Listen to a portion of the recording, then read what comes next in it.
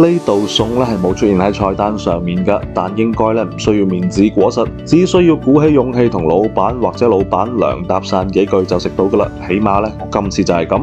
呢餐4個人合共消費545。大家好，我有句講句嘅斜槓壯年 Theo，心血來潮想食啲手撕雞啊，於是咧就諗起一佢醉賢居。本來諗住打包㗎，細估唔到晚黑6點未夠隻雞咧就已經賣晒啦，真係有啲誇張。於是咧只好意興闌珊咁直奔今晚嘅約飯地點啊，老蠔江。早喺2017年，我仲喺附近創意園入邊開旅行社嗰陣就嚟食過㗎啦。不知不覺咧，呢間店原來已經開咗11年㗎啦。門頭同我記憶中嘅唔太一樣啦，已經翻新過，生意咧十分火爆㗎。好在啊，西關少爺 Felix 早早就嚟咗㗎啦。如果唔係，我哋都唔知要排隊排到咩時候啊！食潮汕菜點少得滷水啊？粉乾半隻，再搭翻條鵝腸。粉乾嘅口感咧，比睇起身要柔軟㗎。鵝腸嘅油脂咯係肉眼可見㗎，脆係真係脆，但油咧都真係油㗎。對我嚟講，食2條咧已經係極限啦。講翻呢個滷水咧，感覺其實咧唔算太潮汕㗎，八角、桂皮、香葉嘅味道咧都相當薄弱㗎，少一啲意思。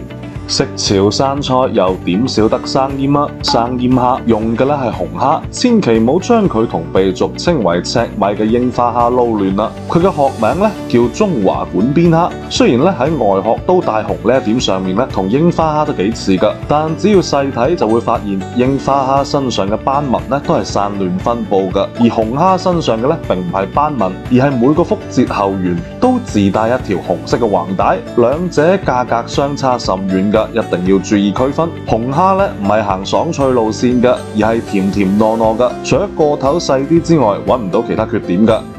生醃貓眼螺，鮮味欠奉，有啲唔太新鮮嘅感覺啊！食潮汕菜又點少得魚飯啦，巴浪魚飯。鹹度唔高，魚味唔算重㗎。畢竟呢個巴浪魚咧真係幾瘦㗎，對比起之前喺大林苑食到嘅巴浪魚，肥美程度差嘅咧唔係一丁半點。不過先12蚊一條，不能要求更多啦。食潮汕菜又點少得牛肉呢？沙茶炒牛肉，沙茶味欠奉㗎。牛肉咧係有醃製過㗎，口感異常咁嫩啦，冇絲毫牛肉味，差啲意思啊。其實今次嚟咧就係為咗佢啦，雪花牛丸拼墨魚丸。呢道餸咧係冇出現喺菜單上面㗎，但應該咧唔需要面子果實，只需要鼓起勇氣同老闆或者老闆娘搭訕幾句就食到㗎啦。起碼咧，我今次就係咁。據說啦，呢一粒咧係一粒完全由雪花牛肉製作而成嘅牛肉丸，個頭都幾大㗎，口感相當唔錯，係近似於生丸嘅口感，冇嗰種長時間存放被風乾過後嘅脫水感。食起身咧並唔粗鞋㗎，相反佢嘅彈性係有活力㗎，而且肉感相當細。調味上咧冇過多嘅干預，牛肉味幾純正幾清晰㗎，冇嗰種市面上常見嘅非天然肉味嘅加工痕跡，我相當中意嘅。呢粒雪花牛丸嘅口感同調味咧都生咗喺我嘅審美之上，我強烈推薦啦。相比之下，墨魚丸俾我嘅衝擊咧就弱好多啦，係一粒蒜味唔算太重，可以食到墨魚肉粒嘅墨魚丸啦。呢2粒丸咧就要28蚊，貴咧係有啲小貴㗎啦，但估計我下次嚟咧仲係會點㗎。我哋仲食咗個頭唔算太大，但鮮度在線嘅潮式炒聖子，醋味偏濃，但份量十分感人嘅青瓜皮蛋，中規中矩嘅炒小白菜。本來以為係蒸，結果咧卻係油炸嘅學徒果。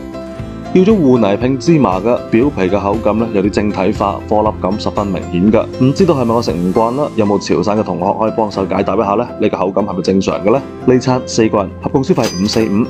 有一句講句，長條狀嘅餐廳有種坐喺過道上面食飯嘅感覺，擁擠並熱鬧着，就係室內抽煙嘅情況咧有啲嚴重㗎。我對呢個咧都仲係比較敏感㗎。茶位先3蚊一位啫，係我近期食過嘅大排檔入邊最良心㗎啦。其實呢餐落嚟咧，我感覺菜品單價都唔算高，部分菜咧都仲真係幾平添。下次如果再嚟嘅話，我應該咧會選擇喺宵夜時分再嚟㗎，食翻份雪花牛肉丸，食啲生醃，再食啲小海鮮就好。2個全新欄目自費自願嘅 Theo 飯局，以及由我請客嘅跟住 Theo 去摸魚，即日起不定期盛行，歡迎新老朋友入群，踴躍參與，繼續同我一齊飲飲食食，人生積極，好嗎？